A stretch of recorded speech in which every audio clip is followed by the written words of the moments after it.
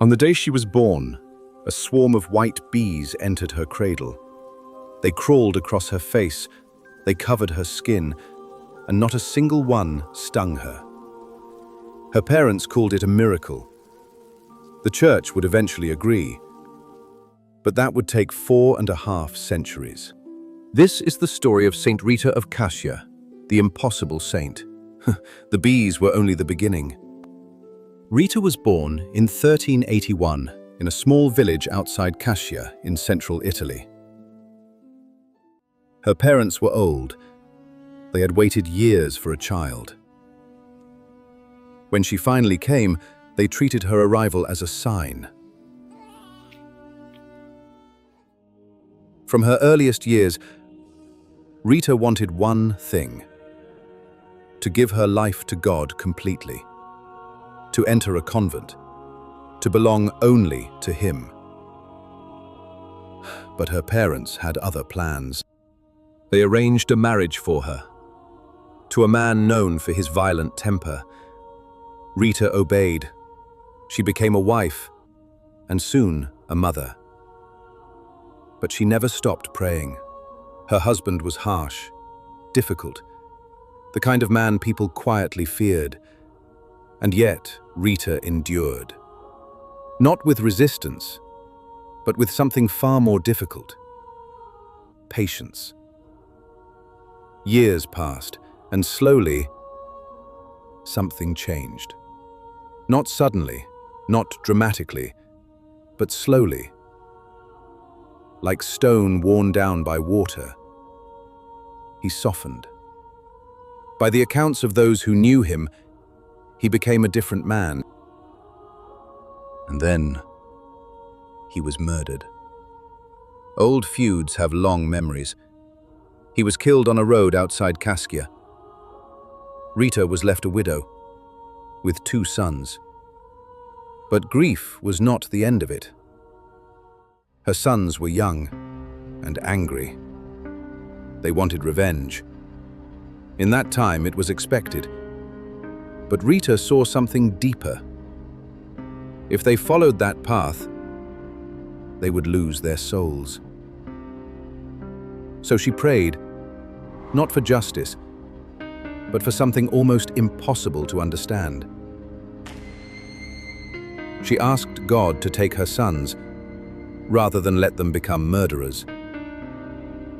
Within the year, both of her sons were gone. Illness, not violence. Rita was alone. So she returned to her first calling, the convent. She applied. They refused her. She applied again. They refused her again. She was too old. She had been married. She was not what they were looking for. She applied a third time. They refused her a third time. And then, one morning, the sisters found her inside the convent, standing in the cloister. No door had been opened, no gate unlocked. To this day, no one can explain how she got in. This time, they accepted her.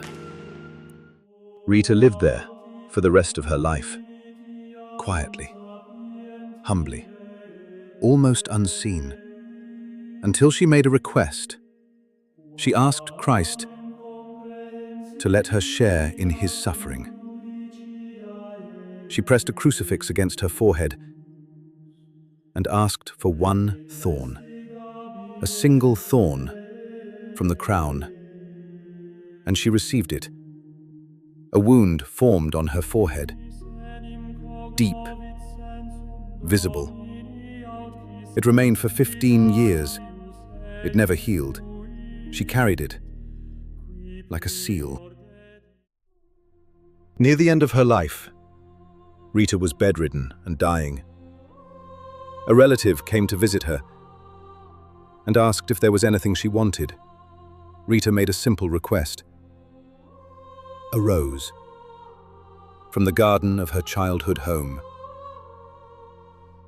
It was January. The garden was frozen. dead. But the relative went anyway and found it. One rose, blooming in the cold.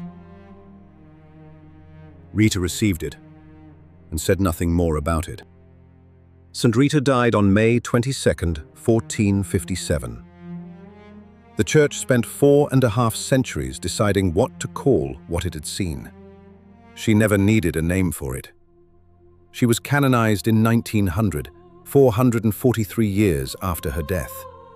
The thorn wound, the rose in January, the bees that did not sting. The church struggled to name what she was. She simply lived it. Which sign from her life stays with you the most? The bees at her birth, the thorn she asked for, the rose in January, or the door that was never opened? Comment below and tell me which one you can't explain. This is Sacred Mysteries. Follow for the next story of the unseen, the unexplained, and the quietly miraculous.